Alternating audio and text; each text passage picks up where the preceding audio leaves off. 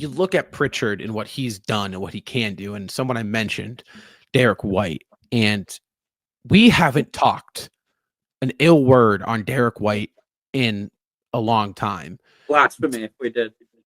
Unfortunately, guys, I'm sorry, but that streak's over.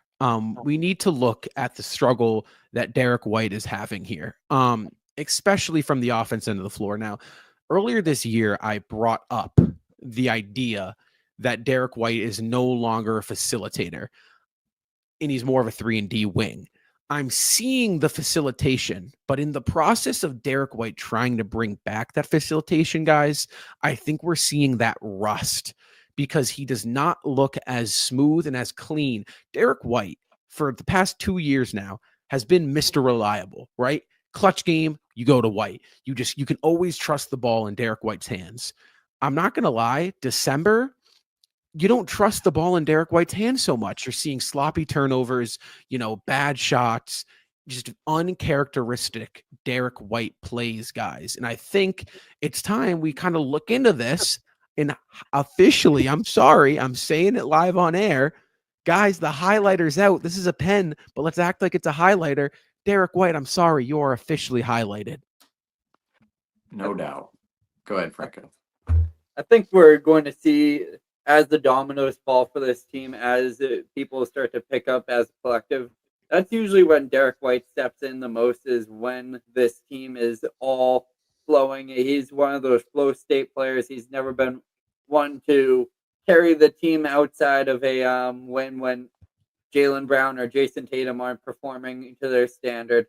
I think we're going to see that as time goes forward, especially during playoff time. That's when we know Derrick White is at his most valuable, alongside Drew Holiday, who wasn't on the court tonight. They're two players who are players who don't need to really light up the stat sheet or not have the assists, the rebounds to be contributing on the court. I mean, Derrick White is made up for it down low on the defensive end. He had a few blocks tonight, and they were very clutch ones as well. And I think that he's one of those players who we're going to be able to see once January, February starts to come around, once we start reaching the dog days of this season. He'll be able to carry on the weight for this team and be able to get the contributions we're accustomed to seeing from him. Where do I even start with Derrick White? I know you guys were talking about offensively with Derrick White, but I'm going to get to that in a second because defensively, Derrick White has not been the same player defensively this season as he was last year, and some of it is just within the decision-making, rotating defensively. We know how sound of a defender Derrick White can be, and when he's at his peak, he's one of the best guard defenders in the entire league. We saw it in that Eastern Conference Finals series specifically against the Indiana Pacers last year. Derrick White was lights out in that series, yet went through it on Film Breakdown last post-game show. That video's up. Very long video, but also the post-game if you want to go. Hit the little thing in the bottom and go all the way to the end. It's at the end. So either go to the video or to the post-game. I went through a film breakdown of the Celtics' defensive lapses, and I didn't necessarily highlight the names too much, but a name that kept popping up was Derrick White. And he, in that fourth quarter against the Philadelphia 76ers, he was the one missing defensive rotations, defensive assignments, not being in the correct position, not communicating. Now, of course, defense, it takes all 5 guys. So I'm not going to lay it solely on Derrick White for the loss against the Philadelphia 76ers. But a player who was consistently mentioned within all of those mistakes and mishaps the Celtics had against the Philadelphia 76ers was Derrick White, because his primary focus, his primary matchup was Tyrese Maxey, and who was completely destroying the Celtics?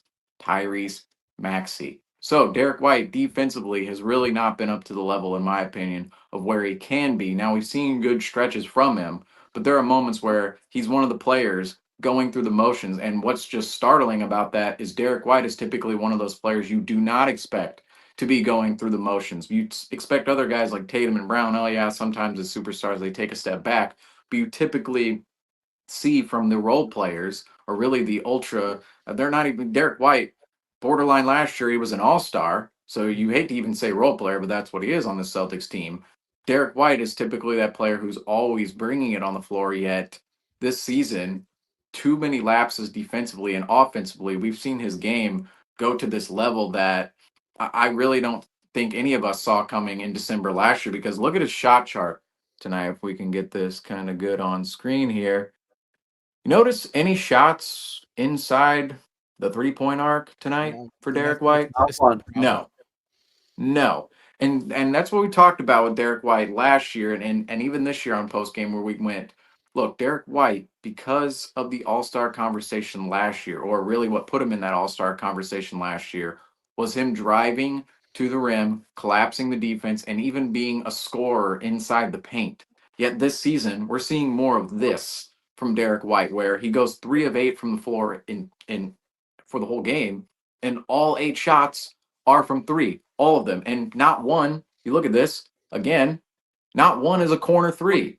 And corner threes, they are the most efficient shot in the entire NBA. They equal 3 points, and they're hit at a high clip because guys, of course, when they drive from the top of the key, if you have your ball handler, a superstar player, whoever it is, they collapse the defense, make everybody help, and that wide open corner 3 becomes an efficient shot because it's typically not that heavily of a defended shot. Well, Derrick White, he's not even creating those shots within the offense right now. Now, that's really where he's at on the offensive end of the floor. If you're sticking him in the corner, if he's at the top of the key handling the ball more. But you see some of these threes, they're just coming from the wing or really near the top of the key, and he's just jacking them. And we really see it within the offense that Derrick White, he'll touch the ball, and what I don't like to see is it seems like every time he touches the ball right now, it's just throw up a 3, throw up a 3, throw up a 3, and it feels like it's a quick trigger. When I want to see the offense progress a little bit more. Now, he did have 6 assists tonight, and that is more of the bright spot for Derrick White. And you do see moments of facilitation. We saw it in Orlando when Jason Tatum was out of the lineup, but jacking the threes, not going to the rim, not getting the points in the paint, and really he's more of a 3 and D type of player this year without some of the D. Derrick White has been just, I hate to say it, he's been one of the more disappointing Celtics this entire season, and we won't talk too negatively about him because we still believe in Derrick White's ability, because he's not only this guy who is supposed to be a physical monster on the floor, which he's not really compared to the rest of the league. He's more of that heady player. So we know he has the brain in order to bring himself along to where he needs to be. And we've seen it in the past many, many times for the last 2.5 seasons with the Celtics. So we still believe Derrick White can get up to that level, but as I said, coming into this season, or as I appeared here on postgame in November, feels like Derrick White over the summer. Maybe a little bit too much celebration, maybe too many ales over the off season. Didn't quite come into season in shape. Went to the Olympics, of course, played with the Olympic squad, but came into the season maybe not so ready to go. And of course, we were going to give him a pass because we all love Derrick White, and Kristaps Porzingis is kissing his head, and all the women and even the men out there love his cute smile and Derrick White's personality. So we give him a little bit of a leeway and a little bit of a, we let him go a little bit, overlook some of these things. But when it really comes down to it, what he's doing on the basketball floor, they have to be at a higher level than where they're at right now. We still believe Derrick White's going to come around, but at this point in time in December, he's been one of the more disappointing Celtics this season, because he is what part of makes he's part of what makes the entire Celtics machine drive, of course, alongside Drew Holiday and Kristaps Porzingis. Really, those 3 players, White, Holiday, Porzingis, they are the next 3 after Brown and Tatum, who just make this team a different animal. If we don't see them going, that's when the concerns come around for the Celtics. But of course, still believe in them. But right now, we got to see more. Got to see a little bit more. I think it's a prime example of why the regular season matters. You can't just, this style of play that we're seeing from Derrick White will hurt the Celtics come April when the possessions get more important and the game slows down. The type of shots he's generating aren't good playoff shots. And, he is shooting, I believe, the highest clip on open spot up jump shots. Like, I don't want that asset of his game to go away, but he needs to start getting in the paint. You're so right. It's what made him and really the Celtics team so dynamic last year. We haven't seen it to even the slightest this year. And honestly, the fact that we're mentioning it 31 games in is pretty poor on our part, because it has been a problem I've noticed here for about a month, is just the lackluster contributions from Derrick White. And a lot of it is just a little bit of effort from him getting into the paint, getting to the free throw line, he has one of the best floaters in the NBA and we aren't seeing it. And, again, that is why you need to practice the little things now and get the good habits down in the regular season. Because come playoff time, if Derrick White realizes, okay, my shot's not there, I got to give this team something else, you will have gone now 8 months of the regular season without doing any of that. And it's not going to be nearly at the level in which you need it to be, and the Celtics team needs it to be, in order for them to make a run again to go back to back. Do you think that comes down to the game planning of the Boston Celtics this year? Because it definitely seems like they're focusing a lot more on Tatum and Brown instead of almost spreading the rock out a little bit more evenly like we were seeing last year. And I think we'll be seeing a lot more of that as the game continues to progress. I don't know if it's the rock not getting spread around, and more so that somebody on the staff, kind of like what Sam Cassell did with Jason Tatum in getting him back into the post and operating within that asset of his game.